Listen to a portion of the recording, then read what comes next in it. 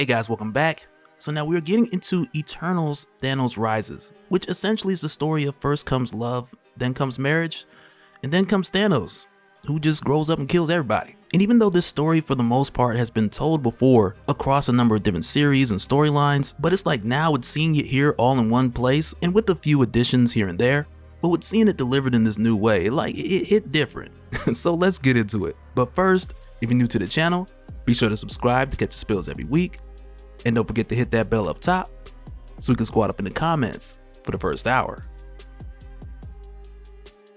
Alright, so when it starts off, it takes us back 200,000 years to the last battle just before the Titan Schism. And at this point with the Eternals, the way that it's been, in a majority of cases, they would just be created in families to where you have your mother, father, son, and daughter. But aside from that, they wouldn't procreate or reproduce and make baby Eternals. But even still, they could reproduce with other species and create offspring with varying results or enhancements and extended lives. But in the case where Eternals would have children with other species, those children wouldn't just be Eternals. Though some of them would be powerful or have extended lives, but also with them not being Eternals, they wouldn't have access to the archive, otherwise known as the Great Machine, which is like your sentient network which the Eternals use for resurrection or transit, and it's exclusive to Eternals with few exceptions. And so this particular conflict that came about when an Eternal by the name of Alars would lead a faction that wanted to discover a way that Eternals could procreate and produce other Eternals. But this had went against his brother Zurus, to where for him and his faction, he wanted to leave the Great Machine as is without changing anything, and it was the disagreement between these factions that had led them to war.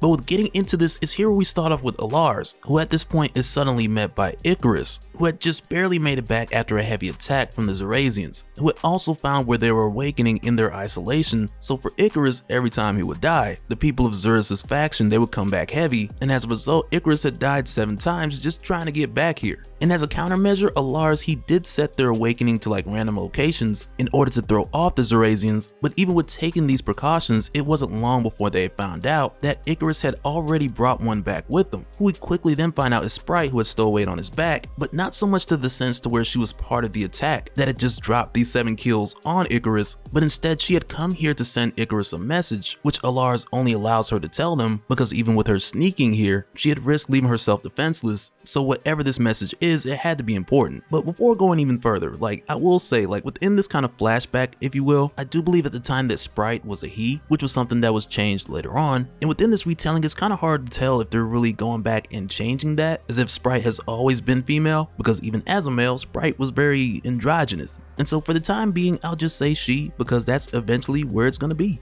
But even with this happening, we kind of get this moment here between Icarus and Sprite, to where he tells her, how could you side with the Zerasians? And in response, she tells him it's because she's an eternal child, and if she has to be a child forever, or more or less denied change, then she doesn't want anyone else to have the opportunity of change, which Icarus immediately calls wrong because it's childish, and she's kind of like, exactly.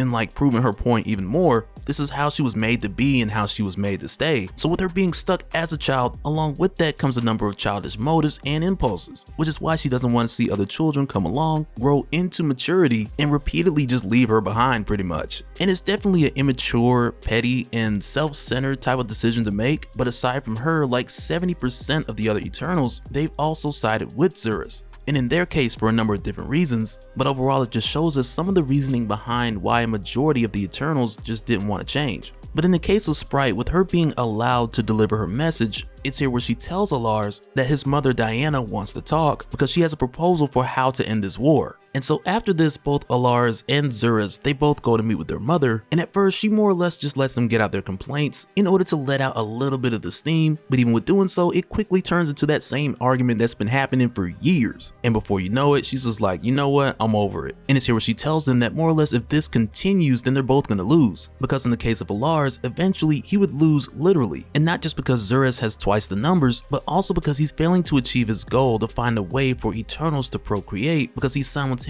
has to fight this war at the same time. And on the side of Zurus, who would eventually win this war, but with doing so at the cost of a number of Eternals being excluded, which then shortens their numbers, which then also hurts the Great Machine. So regardless of the predicted outcome, if this war was let to continue, their people would suffer further either way. And so it's here where their mother Diana, she inserts the solution, to where a majority of the Eternals would just have their memories wiped, and the Lars would just go into exile on Titan, which is pretty much trashed at this point, but with going there he'd be allowed to continue his research to see if Eternals could spawn a lineage. And Zurus didn't believe it was like whether they can, but he thought of it more in the way of whether they should, and Lars agreed because he believed if he had the free reign, then he could achieve it.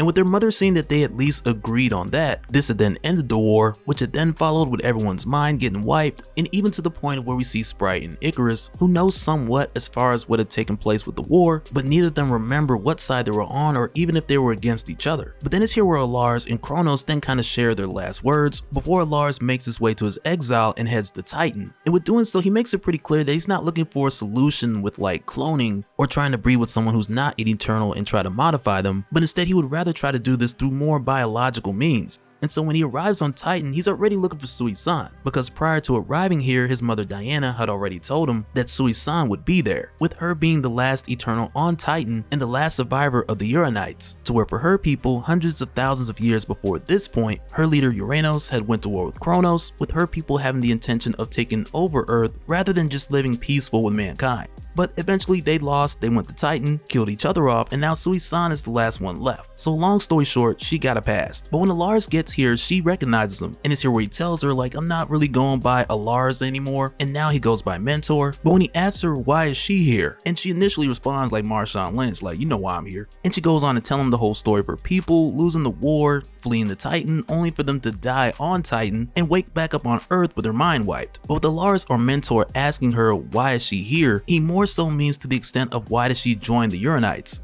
because he knows that she doesn't share their bloodlust. And in response, when she tells him that she did it for love, which is also why she couldn't fight them here on Titan, but after it's all said and done, she feels like love was a mistake. And Mentor tells her right there, like he says, we all make mistakes from love, but love can end well too.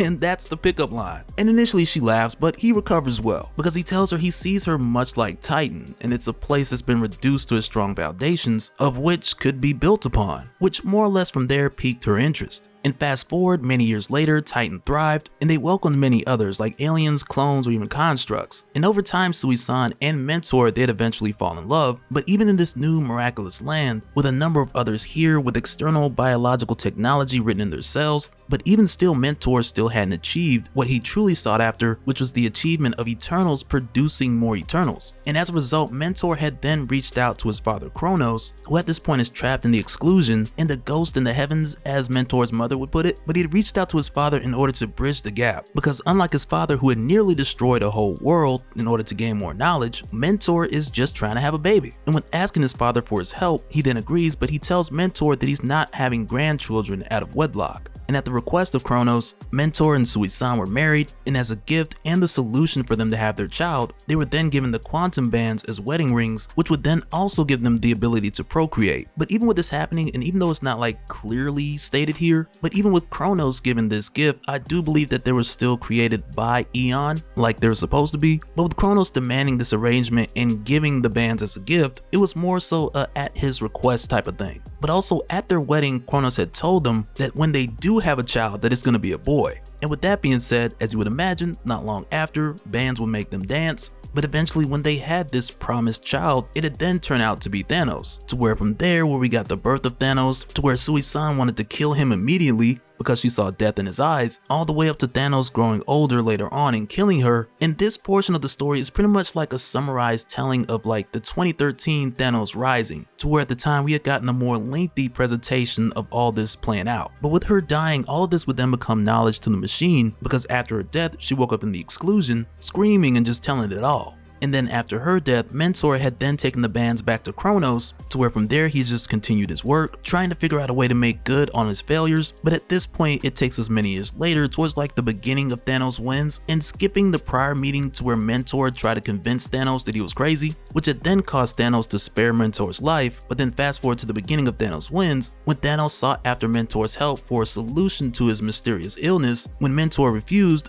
Thanos just killed him. And it really wasn't until the beginning of that arc when Mentor was killed and he woke up in the exclusion and reported the missing information of his history. But with him arriving in the exclusion, which again is the space within their life after death, or better yet between their death and reawakening, But it's when he gets here and he's met by Icarus and Athena to where they then ask him to formally report the results on his experiment, and with doing so he's pretty much like, whew, don't ever have kids. But he tells them like officially like Eternals just should not procreate, like they should not breed. And with saying this, Icarus then tells Mentor, who at this point they really just call him a Lars again because the respect gone. But after Mentor gives his report, Icarus more or less tells him like, yep, you're excluded, which was pretty much determined before this, but they just kind of had to have an official record so that the archive would have all this information. But with this happening, Mentor, he begged and pleaded because he asked him like, does this have to happen? Like, couldn't you just wipe my mind and give me a clean slate, or at least give him another chance with him knowing the error of his ways? But Icarus then tells him that they couldn't do neither because if he were allowed to be reawoken, then he could potentially give birth to another Thanos. And even if he doesn't willingly reproduce, they don't even want to gamble on the chance that if he is forced to reproduce, to where again he would create another Mad Titan. But just as Mentor's being thrown into his final resting place, he had then asked for Sui-San, and Icarus tells Mentor that he already spoke to her, and she said it would be better if her and a Lars or Mentor had never met, or if they never existed. But then while Mentor is sitting in this pitch black room, a few lights on the wall start to illuminate to where then he sees a note on the floor. And when he sees the note, he then realizes that it was written by his brother, Zurus, who let him know that the walls of this room were made with an infinite resolution screen. And every time that Thanos committed one death, one pixel would light up. And as we know with Thanos, like with his body count being off the charts, and I feel like you really can't say body count these days, but with this number of kills being off the charts, this had then illuminated an insane number of pixels, which had then seared out Mentor's eyes within a week. But with this happening in Mentor and Sui-San being excluded and practically being sentenced to life in death, this then begs the question that if Thanos really knew that the only way to truly destroy his mother's womb, he would have to destroy the Earth, which also would mean the destruction of the exclusion. Which from there is kind of what we're left to think about after all this. And so now real quick, I want to give a special shout out to all the patrons. Thank you guys for all of your support. And for anyone who's new here who wants more information on how to support the channel, I got a link below so you can go to patreon.com/dopespill. But that'll do it for this one, guys. Let me know your thoughts down in the comments below, and we'll do it again on the next one. Alright, later.